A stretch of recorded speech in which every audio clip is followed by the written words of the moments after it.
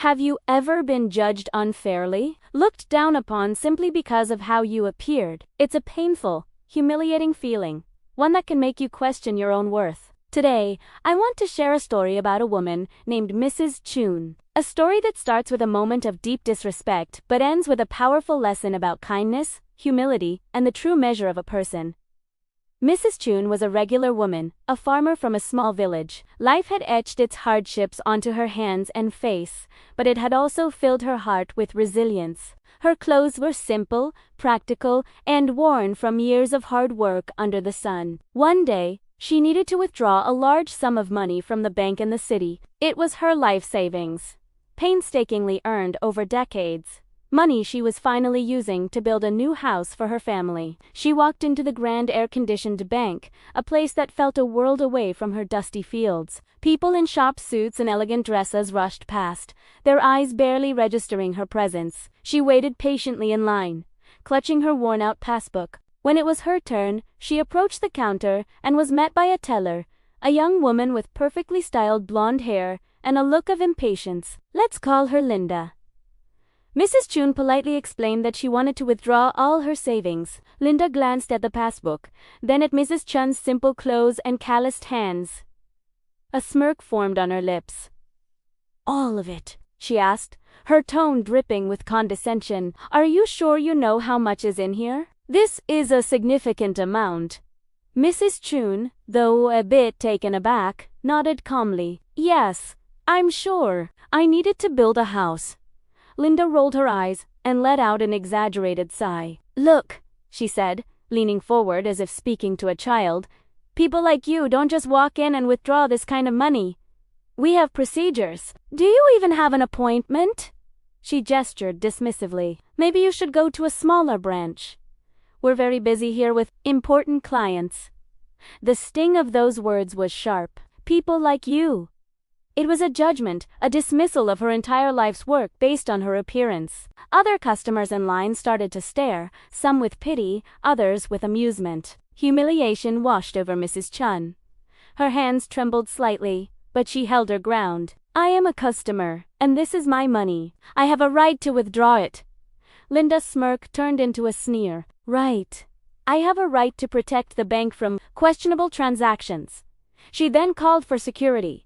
"This woman is causing a disturbance. Please escort her out." 2 guards approached. Mrs. Chun felt a tear well up in her eye. Not of sadness, but of sheer disbelief and anger. Being treated like a criminal in a place where her hard-earned money was supposed to be safe. As the guards were about to lead her away, a man in a simple but well-tailored suit stepped forward. He had been watching from a nearby office. "What seems to be the problem here?"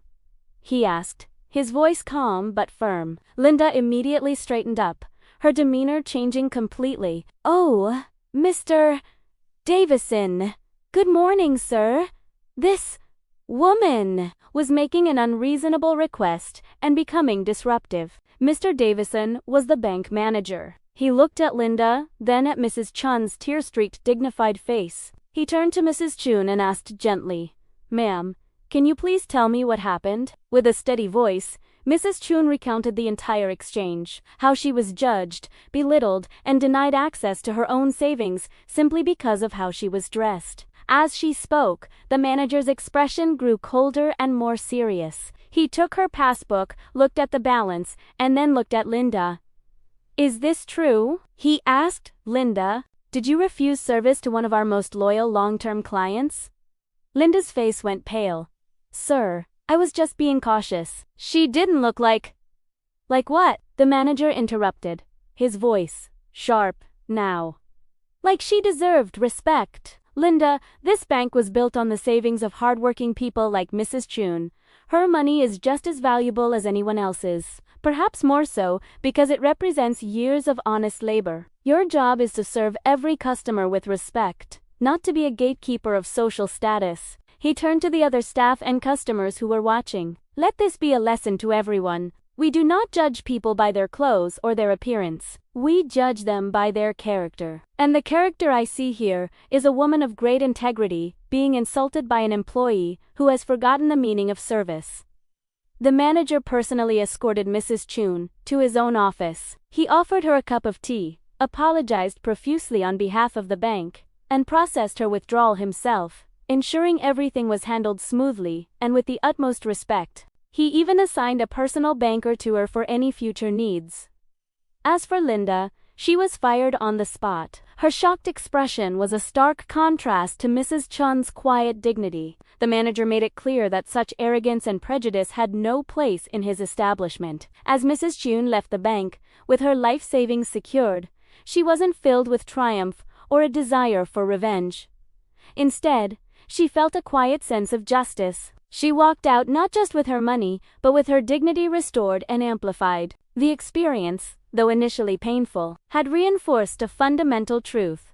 True worth is in what you wear, or how much you have, but in how you treat others. This story isn't just about a rude bank teller. It's about a much bigger issue we see every day. It's about the snap judgments we make, the biases we hold, sometimes without even realizing it. We see someone and, in a split second, our brains create a story about them based on their clothes, their accent, their job. We categorize them, put them in a box, and treat them accordingly. But life is so much more complex than that. The person in worn-out clothes might be the one who saved for 30 years to build a home for their family. The person working a minimum wage job might be a student struggling to get an education that will change the world. The quiet person in the corner might have the most brilliant ideas.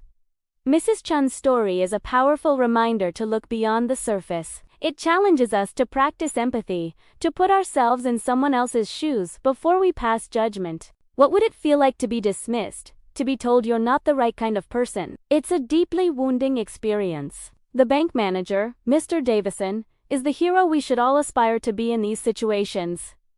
He didn't just stand by. He saw an injustice, and he corrected it. He used his position of power not to protect the status quo, but to defend someone who was being mistreated. He stood up for morality and decency. That takes courage. It's easy to go along with the crowd, to laugh at the joke, to ignore the person being below. It's much harder to be the one who says, "Stop. That's not right." But that's where true character shines. That's how we create a better, kinder world, one interaction at a time. Think about your own life. Have you ever been a Linda? Have you ever judged someone too quickly? It's a human flaw, but it's one we must actively fight against. And have you ever had the chance to be a Mr. Davison? Did you take it? The real inspiration here is Mrs. Chun herself. Despite the humiliation, she didn't shrink. She stood her ground. She spake her truth calmly and firmly. She knew her worth, even when someone else tried to deny it. Her resilience is a testament to the strength of the human spirit. She walked away not just with her money, but with a moral victory that resonated throughout the entire bank. Let's take this lesson to heart. The next time you interact with someone, whether it's a cashier, a janitor, a CEO, or a farmer, remember to treat them with the same level of respect. Look them in the eye. Acknowledge their humanity. Because you never know the life they've lived, the battles they've fought, or the incredible dreams they hold in their heart. True wealth isn't measured in dollars, but in dignity, kindness, and the respect we give to one another. Let's strive to be rich in what truly matters. Thank you so much for watching and for letting me share this powerful story with you. If it resonated with you, please hit that like button and subscribe for more content that aims to inspire and uplift. And share in the comments below if you've ever witnessed or experienced a moment like this. Let's learn from each other. Until next time, be kind and stay strong.